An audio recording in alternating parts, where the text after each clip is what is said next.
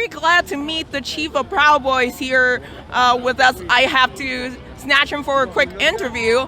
On the conservative side, we receive some of the information about ProudBoys. We know that they're good people. However, on other group discussion, I see that they've been spreading fake news about ProudBoys, or they have crisis actors to mix within the ProudBoys to pretend to be white supremacists and spread the news and smear you guys. And so we like to know more about the ProudBoys. Okay, so simply said, there is a lot of imitators, but this isn't a movement. It's not an idea. It's an organization. It's a fraternity. So we have membership, we have leadership, we have international leadership with chapters in countries like Hong Kong, Japan, South Korea, Brazil, Canada. But what the Proud Boys are is very simply, it's a group of men that love America or love the country that they're in, and they're willing to stand up and fight for it. Now that doesn't mean physically fight, because people think that we're all we do is fight. Which is not true. The media portrays us in this negative light. We're people that aren't afraid to defend ourselves. And we're people that are constitutionalists. We're people that are conservative. And we want to see this country do better. Almost all of our members are Trump supporters. We've been supporters of President Trump since day one. And me, myself, I've campaigned for Trump. I've knocked on, in 2016, I knocked on 40,000 doors for the president. And, you know, again, we're just a simple group of guys. If people would report on us accurately, we would probably not, we'd be a boring story for the media. Because if it's just a drinking club and people who stand up, then I don't think it's a story for them. A lot of ProudBoys, they're skilled with arms. They are recruited through Army, police, like the background. What's the background of the Proud Boy members? So even though we don't have a lot of police officers and a lot of veterans and Marines, you're not required to be part of the armed services at all. All we do is we ask you to come out at least once every couple months to drink a beer with us. You don't have to be an activist. There's a lot of Proud Boys that are activists, and we're very loud about it. But the only prerequisite is that you're a man and you believe that the West is the best, Western civilization. What's the original, like, when is it formed? Oh, what's the, why was it started? We were established in June of 2016 as a joke on Gavin McInnes's show. And our name, a lot of people think that the name comes from Proud Boy. It actually comes from, it's funnier than that. It actually comes from an Aladdin musical. Yes, we were a joke. It wasn't supposed to go past the first meet, and it did. And we're not much of a joke anymore, are we? No, not at all.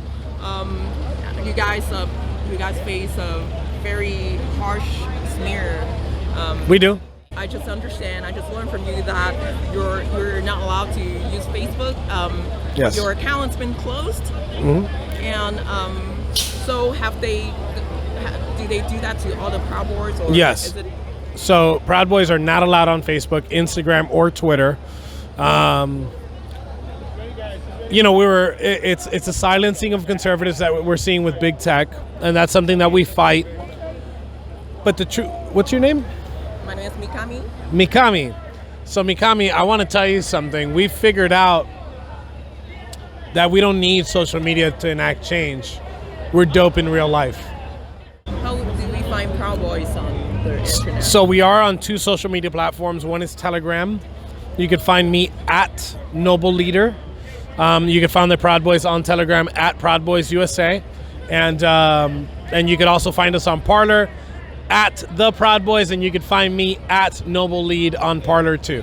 When was Proud Boys censored from social media? 2.5 years ago. Oh my goodness.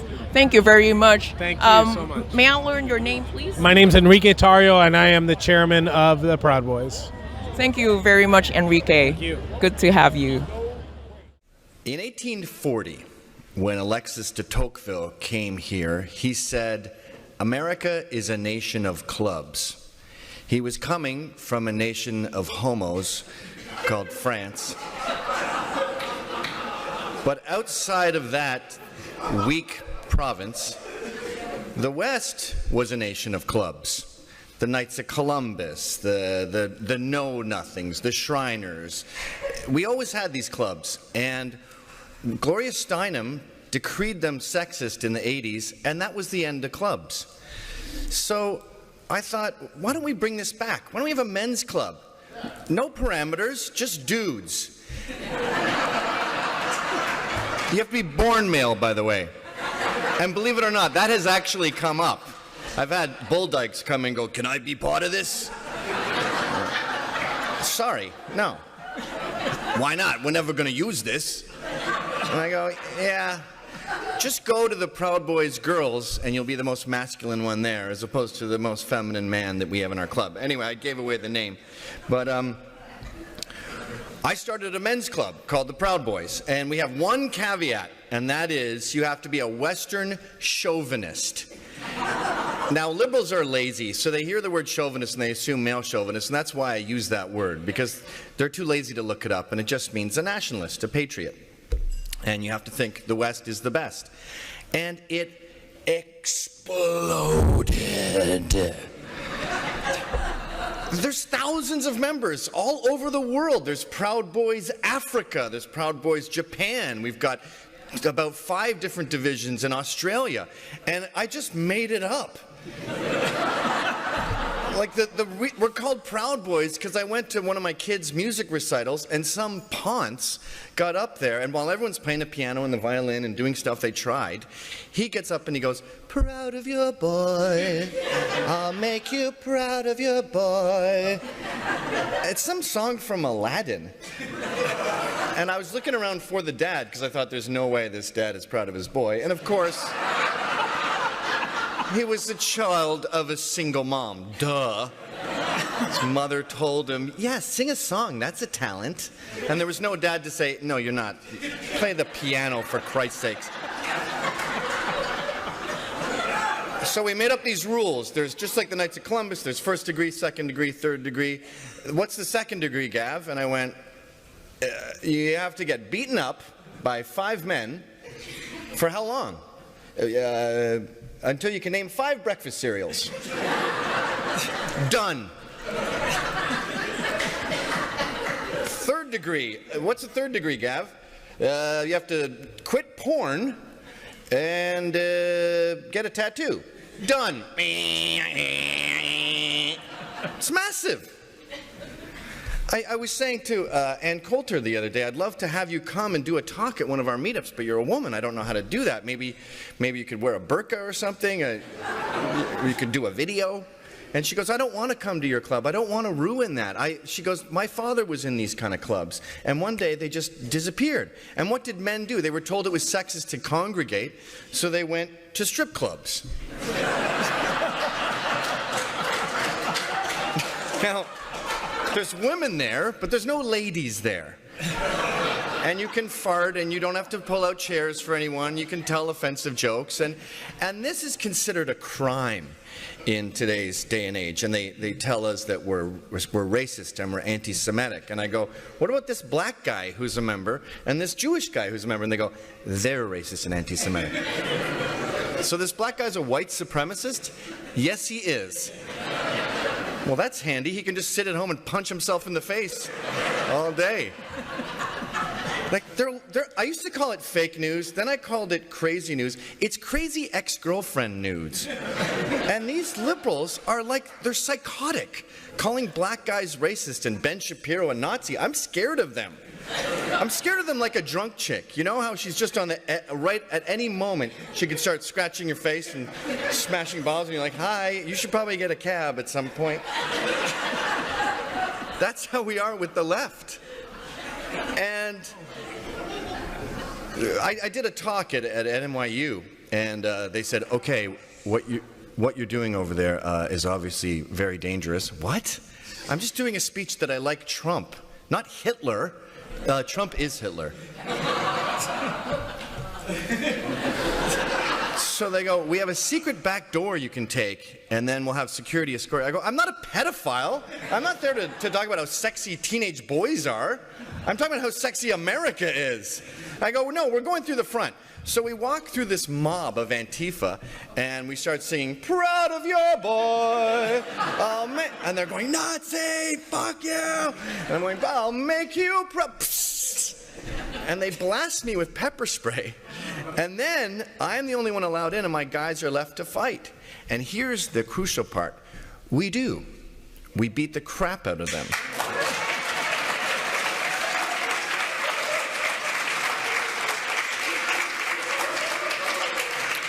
And I couldn't see. I had been whisked in, but I talked to two of our guys who were arrested, and I go, how was that? Are you okay? And they go, it was really, really fun. They said, violence doesn't feel good. Justified violence feels great. And fighting solves everything. So we said, you know what? We're not going to pick fights, but if they pick fights with us, we're going to finish them. And so we go to Deplorable, and they had published a hit list of people they're going to kill, basically. They don't want to hurt us. They don't want to silence us. They want us dead. So I notice I'm on this list, and I see them talking on their phone saying, yeah, they're coming down now. And I think, we're in a climate where it's just such a given that the right is evil and the right are all Nazis. They can just sit there and talk on their phones about how they're going to get us. Yeah, here he is, he's walking. So I grab that guy's phone, I throw it away, I just lick his face. And I shove him. And he's like, did you just lick me? And then I start marching into the, and they're throwing feces. They're like monkeys. They're throwing feces at us and bottles of urine. And we have tuxedos on. It's a ball. So we're like, you're disgusting, sir. And then this kid walks in front of me with an anarchist flag, and I shove him out of the way, and he goes, do you want to go? And I go, yes, actually, I would. And I smash him in the face. And I cut my knuckles on his teeth because he was so shocked that someone was punching back. So the face I punched was going, boom. And off to the ball we go. And I talked to Anne about it actually afterwards, and she goes, I was so elated to see that punch because it went viral. And she said, conservatives never punch back. And I thought, how bizarre it is that this is a revolutionary act. Having a men's club, they used to be ubiquitous, and now it's some sort of terrorist threat. And it's considered so shocking to want to defend yourself. I was talking to a New York Times reporter, Alan Foyer, and he said, have you ever considered just sitting there and taking the beating? That would be a great statement. No. I'm not doing that. You can do that. I'm not a freedom rider, and these people that we're up against aren't a bunch of rednecks from the 60s. These are crazy ex-girlfriends. You look at the things that get confiscated by the cops, like the Portland Antifa, and there was a knife that's a T-shape. Like, a normal knife isn't good enough for you?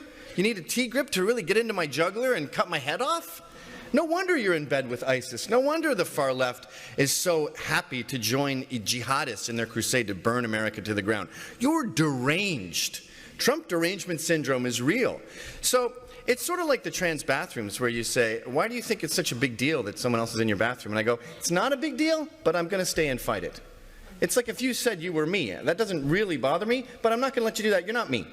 So I'm not playing your game. And if you think it's a revolutionary act to have a men's club, okay, it's a revolutionary act. If you want to come and attack me and pepper spray me and fight me, and they do every day. I mean, just yesterday, one of our guys in the Vancouver Proud Boys goes to take a pee. He's alone. 4 Antifa jump in there with baseball bats. They mash up his face. He's alone. And he comes out and he says to the staff, you called them, didn't you? And she goes, I don't know, maybe. And she goes, call the cops. And she says, no. And she goes, you make me feel unsafe with this black and yellow shirt. And then the story came out just while I was over there. Ezra showed me on his phone, and it said, Proud Boys make staff of bar feel unsafe. Yeah, the guy with his face hanging off made you feel unsafe. Sorry about that. Won't happen again. But instead of being thwarted by all this conflict, we find it kind of inspiring. It's kind of fun. These people are so soft after being placated for all of Obama's term that they're easy prey. When we fought these guys, these Antifa kids in New York, who are all just professors' sons, who are Marxists because daddy told them to, I mean, it feels sexist to beat them up, because when you punch them, it feels like a girl. Their faces just cave in. It's like paper mache. In fact, one of our guys we nicknamed Friar Tuck, he said, I felt bad as I was plowing through them. It's only fun to beat up the first three. The subsequent ones chip away at your soul. So the moral of the story is, we're going to continue being normal, because that's a revolutionary act. We're going to continue being proud of ourselves. We're going to continue getting married, living in the suburbs, having kids, and loving America. And if that's a revolutionary act, then I'm a revolutionary. Thank you very much.